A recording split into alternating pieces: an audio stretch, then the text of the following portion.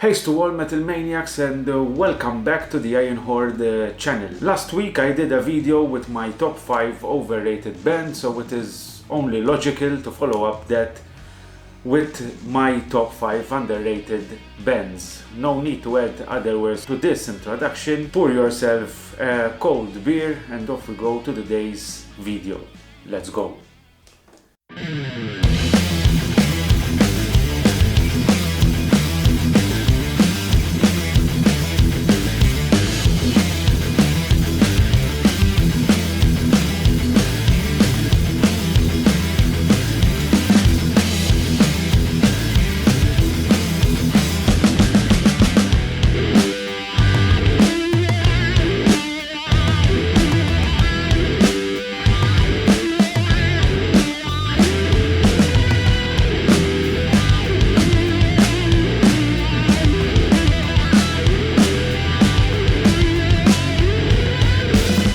Thanks for joining us again for this video. If you are new here, the aim of this channel is to review albums and festivals, suggest bands, delve in the cultural aspect of heavy metal in general and more. So if you're interested in this content, please consider supporting us by subscribing, liking and sharing our videos on social media. As I said, after last week's video, which truly generated a lot of discussions and comments, especially from individuals who felt some of my choices were unjust. It is obvious that overrated bands have a lot of following, and it is only natural that most would not agree with me, or else they wouldn't be, in my opinion, overrated bands. Most also fail to understand that the bands I mentioned were actually bands I liked, and a lot of the comments by viewers included bands which they actually didn't like. But enough of last week's video, which I'm linking up here if you haven't seen it yet. For this week my choices are going towards those bands that I feel are severely underrated. Now, as an avid underground fan, I can mention a never-ending list of bands which I feel are underrated, but didn't want to just mention the first 5 names that came to mind. I wanted to have a solid basis upon which to filter all these bands and end up with these 5 names. With all these thoughts and calculations, it still wasn't easy, but in the end I opted for the 5 bands that will follow. In no particular order, as I love these bands a lot and are some of my all-time favorite bands actually, so here we go. First band, Riot. The New York-based band was founded in 1975 by guitarist and main songwriter Mark Reale and drummer Peter Bitelli, completing the lineup with bass player Phil Fate and vocalist Guy Speranza. The band split up in 1984, but 2 years later Mark Reale reformed the band until his death in 2012. The members at the time, after consultations with Mark's father, decided to go ahead with the band and modify the name to Riot V or Riot 5 in order to indicate that it is a continuation, but still not the same without its founding member. They have released 16 full-length records throughout the years. Before the 84 split, they played some high-octane hard rock similar to bands like UFO, and also with touches of new wave or British heavy metal.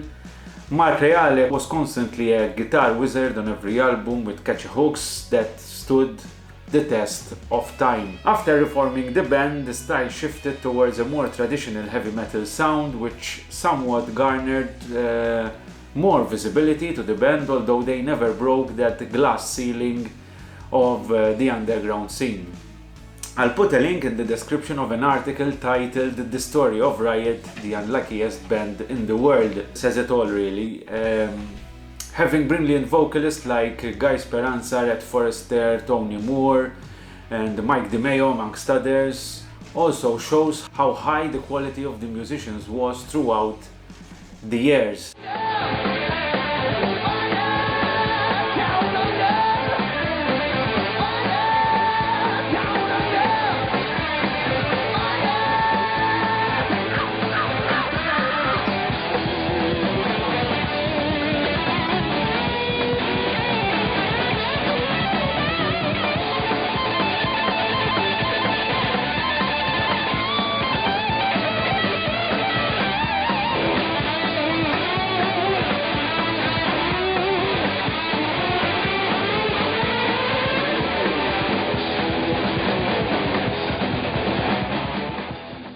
favorite album from this band would undoubtedly be Thundersteel. The second band on this list is the UK band Demon, which were formed in 1979 during the first wave of the new wave of British heavy metal by lyricist and vocalist Dave Hill and guitarist Mal Spooner, with Paul Riley on bass and Clive Cook on guitar and John Wright on drums.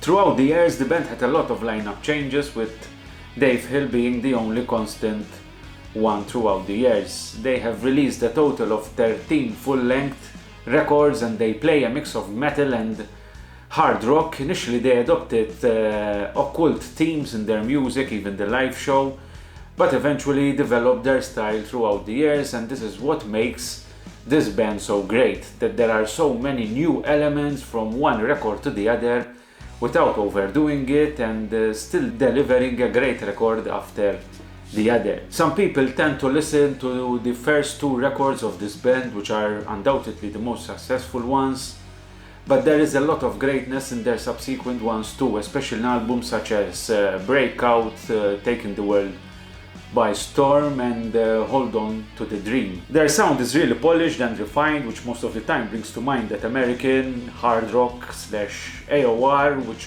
was often incorporated in the 80s Hollywood action flicks with bands like Survivor, Journey, Starship, etc.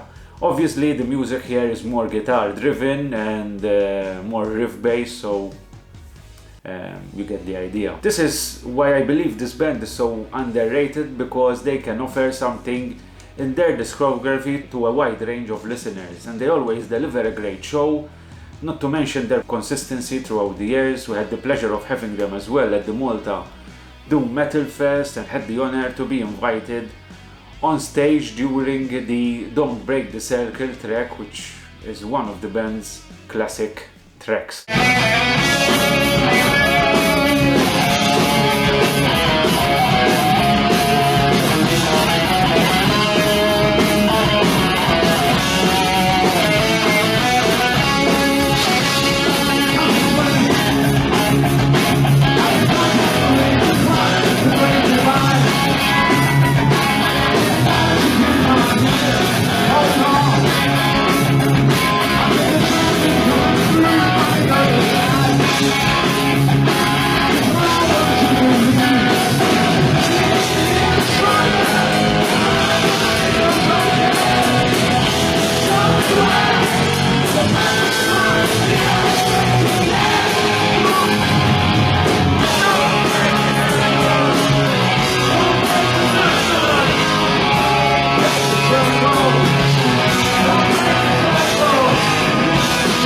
Favorite album from Demon is The Unexpected Guest. Third band on this list is none other than Pagan Altar. Now, if the basis of the previous two bands were the quality, of course, but also the quantity of the music released throughout the years, Pagan Altar is all about the quality. But not just the quality, there is an essence to the quality. When you go and dissect it, what does it really transmit to you? Is it a feeling you have felt with other bands as well, or is it unique? And for me personally, the feeling that Pagan Altar gives off is totally unique. From Terry Jones's, rest in peace, nasal vocals to Alan Jones's beautifully intertwined guitar, melodic guitar solos, the background soundscapes, to the evocative and amazing lyrics, everything is so crafted to perfection. The band was founded in 1978, and although they released a demo in 82, which would eventually be properly released in 1998, the band then followed this with 4 other full-length records, with most of the tracks as well written in the 80s but never released at the time. Pagan Altar are categorized as new wave of British heavy metal band with some doom metal touches as well, but this is the kind of heavy metal that cannot be categorized. There is some Jethro Tull folk and some Wishbone-Ash vibes as well, but one of those bands that has to really be listened to be understood. Music that connects to all your senses and takes them to a parallel world made up of shamans, druids, wizards, banshees and witches. Truly unique, and that's why they should have stood out more from the crowd of usual bands, not to mention the influence they left on other bands with their innovative style.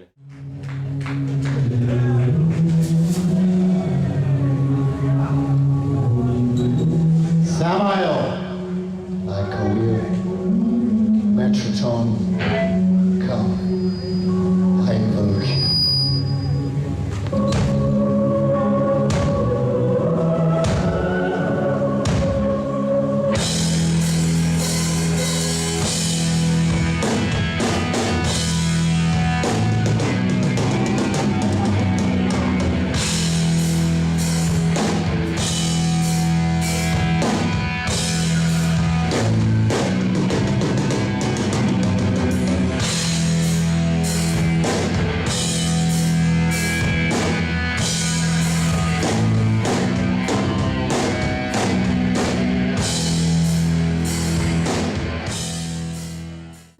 If I had to choose a favorite album from Pagano, really not that easy, but I would go for Mythical and Magical, because that album is truly mythical and magical.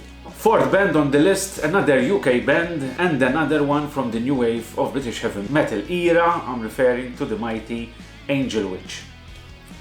Like Pagano, a band that hasn't released numerous records, only 5 full lengths, 2 of which after the latest reunion in 2008.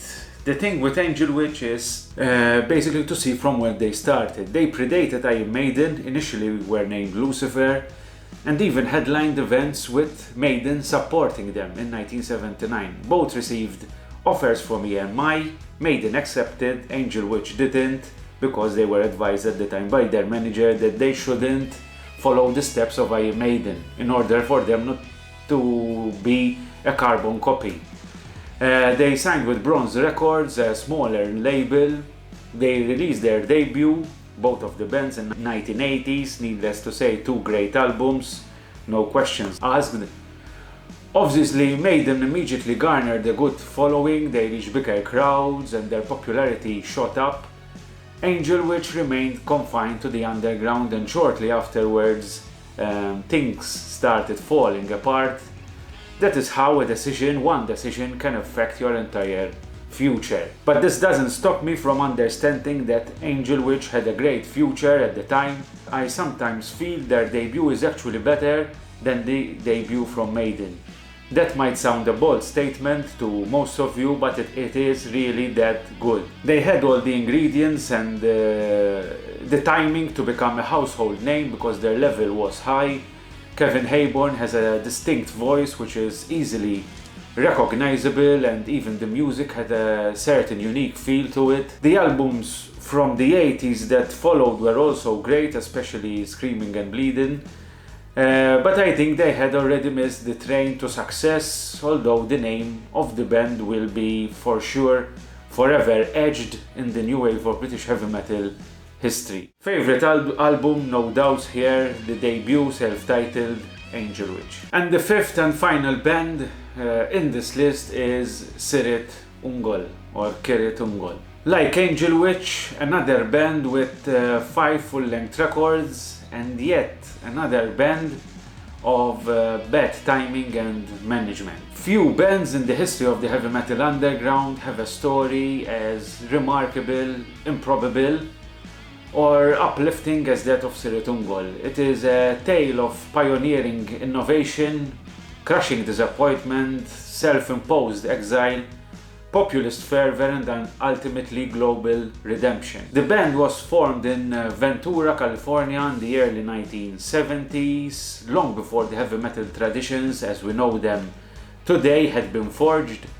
There was no rule book, no template to follow, so Sirit Ungol simply made it up as they went along, allowing their imaginations to run amok and their creativity to be their guide, as many of the bands of the time as well. And surely Sirit Ungol paved their way to a sound that was so unique and grandiose that even up to this day I can't think of bands that come close to it. The playing style of Jerry Fugel was so ahead of its time, I might say. The guitar solos are strange yet emotional and capture the whole aura so well. Their albums were adorned by acclaimed fantasy artist Michael Whelan, who allowed them to use his painting Stormbringer, which also graced the cover of the DAW Books edition of Moorcock's novel of the same name. It was a great package, and in the 80s the band released 3 classic records in the span of 5 years, filled with incredible music and even greater live shows. Yet cracks began appearing in the recording of the 4th album, Paradise Lost, in the early 90s, and the band quickly quit shortly afterwards. The name Siritungor remained on the lips of many underground metal fans until 2016, when they heeded the call and came back all guns blazing, sounding as tight as ever, with Tim Baker's unique style of vocals still as strong as ever. It was like time had never passed. That shows me that if the band had to make it to a bigger stage, they would have had the stamina and the longevity to keep on doing it year after year. But it was not meant to be, unfortunately for them, and maybe fortunately for us, the die-hard underground fans. Things moved the way they did, and we appreciated the band even when it was least known. Now that they are more widely known, we are happy for the band, obviously, and for the music. Favorite album by the band is King of the Dead. So, what did you think about those 5 bands? Let me tell you, narrowing it down to 5 wasn't easy at all, because the world of metal has tens, if not hundreds, of underrated bands. A local band which could have been added here, for example, and I need to mention this, is Forsaken. A band with 30 years of experience and 5 full-length records filled with epic doom metal of the highest quality. Think Candlemas and you get an idea. In the last years, I think Forsaken has even been better than Candlemas. But let's stop here with the bands, and let me reiterate to all the viewers on this channel that heavy metal is much more than those few dozen bands that are advertised on national TVs and or played on rotation on the radios. Sometimes that isn't metal at all. But beneath the surface, if you dig a bit, you'll find some truly hidden gems that in most cases you'll end up listening to for the rest of your life. So really don't stop at just scratching the surface. Some underrated bands are waiting for you. So I hope you liked today's video. Check out the affiliate links in the description below. Let us know your 5 underrated bands in the comments below. Click subscribe, like, share the video. Until the next one, stay safe and metal on. Cheers.